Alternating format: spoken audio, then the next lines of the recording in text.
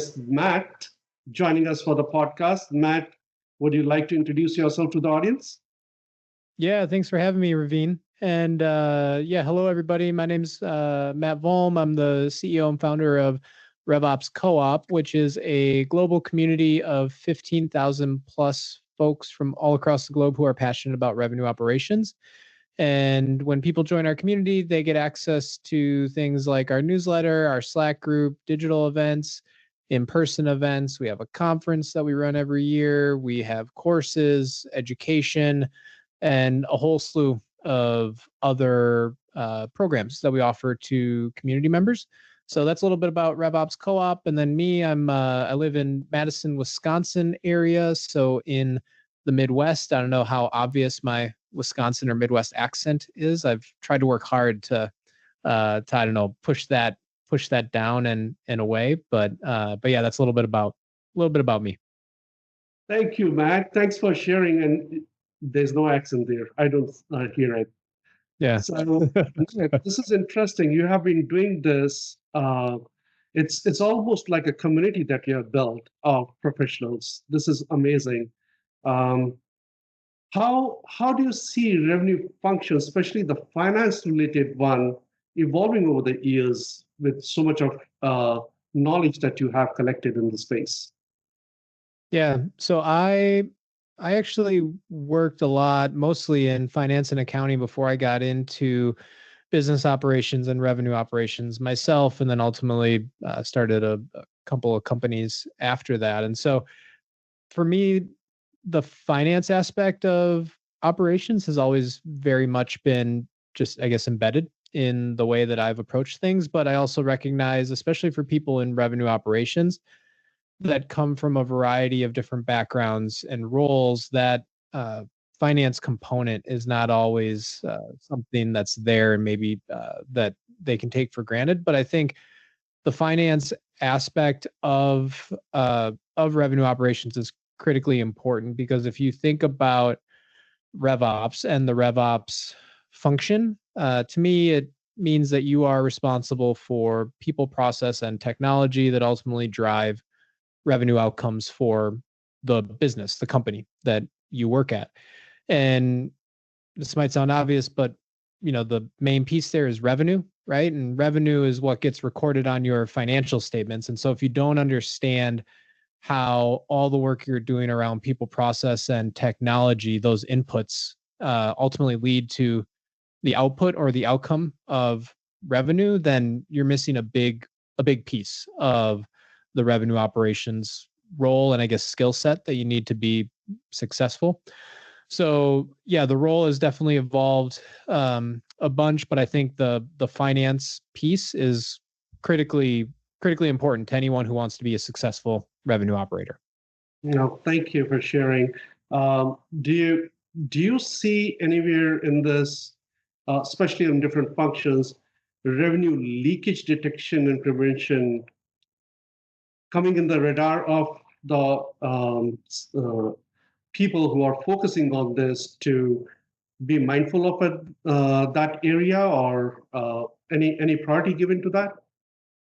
Yeah. So especially for people in revenue operations, I mentioned before some of those pillars around people, process, and technology. But if you look at, let's take, for example, the process and the technology aspect. For example, we did a digital event recently around usage-based pricing, and talked a lot about companies maybe going from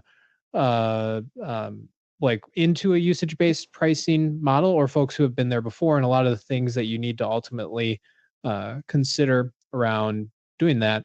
And the revenue component and revenue leakage piece was a big piece of that, making sure that you're not leaving money on the table. Because with a lot of these things like usage-based pricing or any of these other things that you might want to do if you're on a subscription model as well, you have promotions, you have campaigns, you have all these different things that you're doing, and it's kind of the job of operations, like especially specifically revenue operations, to get a lot of those things sort of set up, right? If you're a company that's moving into a usage-based pricing sort of model, there's CPQ, there's billing, there's a lot of things that you need to consider, and also integrating all that back into your CRM and all the other technology and kind of process that you have that I mentioned is core to being in RevOps. And so making sure that like you have all those things set up correctly, which again sounds obvious, but if you don't have those things set up correctly, or at all, you're leaving a lot of money on the table. And especially lately, it's one of the things I've noticed within revenue operations. There's been a lot more focus of the role on that kind of quoting, billing, invoicing, pricing sort of component, and a lot of focus on kind of CPQ, if you will, in general, how people, the systems and the tooling that people are using to generate proposals and pricing and quotes, and then actually invoicing and billing their customers.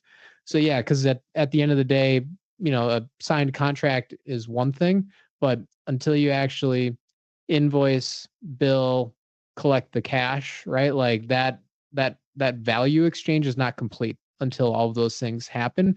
And with anything where people are involved or where there's handoffs involved, there can be mistakes that can naturally be made, right? And so the more friction and handoffs that occur in that process that I just mentioned, the more opportunity there is for leakage, revenue leakage, and wasted opportunity. Now, this is very insightful, Matt. Thanks for sharing. You basically covered a whole lot of background and reasons for why the leakage happens, and you're spot on. Um, so, for the finance professionals, how would you define revenue leakage? Are there Yeah. kinds of revenue leakage that you would categorize it into? So I guess for me, when I look at that, and again, I'll say some stuff that might sound relatively obvious, but revenue, if we're talking about revenue leakage, or for example, if we're talking about revenue operations, again, like revenue is what is recognized on your financial statements, right? And revenue, you don't 0% of the revenue that you recognize on your financial statements comes from prospects, right? 100% comes from customers. So to me, revenue operations then is focused on all the things that ultimately drive revenue to your financial statements. So if we think about revenue leakage, it is essentially wasted opportunity for revenue that you're not recognizing on your financial statements that you otherwise could be. And those are things then that ultimately come from your customer base, right? And so it might be things that uh, discounts that are set up inappropriately in the system, or product or price books that are set up incorrectly in your system that are not charging your customers appropriately. Things like that are kind of examples of the way that I see revenue leakage. No, Matt, that's really useful. It's interesting, all different examples we have been seeing in our customer base on how revenue is leaking. And sometimes we also look at the cost leakage that happens too, which impacts the bottom line as well. So loosely, we were classifying that as revenue leakage. With so much of experience, Matt, and the knowledge that you've created, the community you've created, do you have a sense for how would you quantify what percentage is leaking in the subscription space these days? So I don't have. So I'll preface this with this being my guesstimate, if you will. So because I don't have specific data points on this, nor do I have I haven't looked at like research studies or anything like that. My guess is there's probably somewhere between 5 and 10%, like per company, that's kind of wasting away, if you will. Now, very much the numbers that I've heard, Matt. And of course, the focus has not gone so much on it. Detection has just started. So you're absolutely right. Everyone has a range of estimate. In some cases, I've even heard upward of 30%, which was scary. So this is something very important for everyone to keep an eye towards what's happening. the pulse of what's happening in your own organization. So Yeah. thanks for sharing that too. Um, any any suggestions, any thoughts that you have on how a RevOps can play a role in preventing the leakage? Yeah. Well, I think broadly, and especially in today's market, a lot of people are looking at, and I think this phrase has been like through the ringer already, but being able to do more with less. And so if we think even about what companies or businesses are focused on right now, it's growing revenue and like continuing to grow their top line, but doing that in a way that is profitable and sustainable. Which, again, this might sound obvious, but it means like you're spending less than $1 to get $1 in revenue, right? And so if you think about revenue leakage and some of the things that we've been talking about before, and even go back to the example of, let's say it's your product catalog, your price book, things like that, your discounts, stuff like that that's been set up like incorrectly or inappropriately in the system. That's like kind of core to like the RevOps role. Again, I mentioned people, process, and technology before, and like the process and technology aspect of that falls squarely into the job of revenue operations.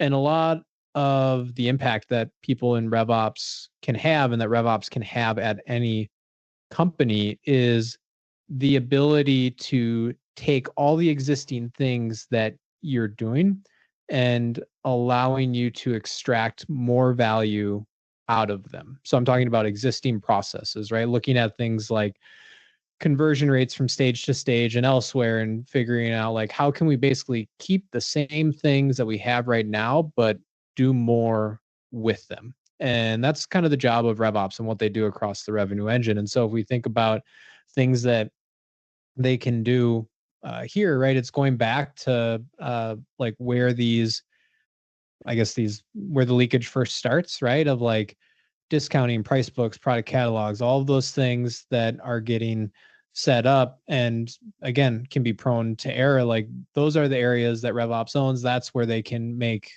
make a big impact. And if you think about the opportunity there, if it's in that 5 to 10% range that we talked about before, and if you're, let's say you're a $200 million ARR company, that means 10 to $20 million per year of top line that you could essentially add back if you fixed and corrected some of these things without having to go out and hire a bunch more people or do like a bunch of other things in order to drive that revenue. So yeah, It's and it's basic. not a one time, and that's not a one time thing either, right? So like that's the Yeah. other aspect is assuming your revenue retention and renewal rates and all that stuff is strong, right? And you've got a good product that's going to keep people around. These aren't the one time, the one time like selling of services, right? Where it's like, oh yeah, we got a bunch of like one time revenue in the door this quarter, so sure that helped me hit my target. But if I want to do that again next quarter, now I've got to do that and then some, right? Yeah. This is stuff that you do it once and it's there to stay. Yeah, absolutely. All future proofs it. Um, Very interesting. Uh, what would be your guidance to the community? What are the key matrices that RevOps should be focusing on to ensure that revenue leakage is prevented or preempted? Yeah, I think this is where diving into the details really matters a lot. And so, again, I've been mentioning things like discounts, price books, product catalogs, stuff like that. I'd say like go there, like the things that look at the specific line items that your sales team is out there selling, what's getting attached to the opportunity objects, what's actually going through quoting, what are people like signing up for. And then the other aspect is always look at the handoffs, right? Like where things either need to move from system to system or person to person or where there's human input, like those, anytime you have a conversion point, there is room for error. And we all know it's like a user onboarding for a software product. You know that the more steps you insert into that process, the more drop off you're going to have, right? Because it's just every screen, right? You'll see some sort of downward trend. And so you're kind of quoting to invoicing or quote to cash process is no different. Every step that you have in there, whether it's person to person, person to system, system to system, is where there's opportunities for errors. So I would look at your process there from quote to cash and where you have those handoffs occurring. And those are the areas I think where you'll find maybe some of these small, sort of things that have been easy to ignore, maybe not look at. But again, when you magnify them over the course of time to $100 million, $200 million company, they can have large financial implications. Amazing. It was so good to talk to you, Matt. Any final advice to RevOps professionals from you?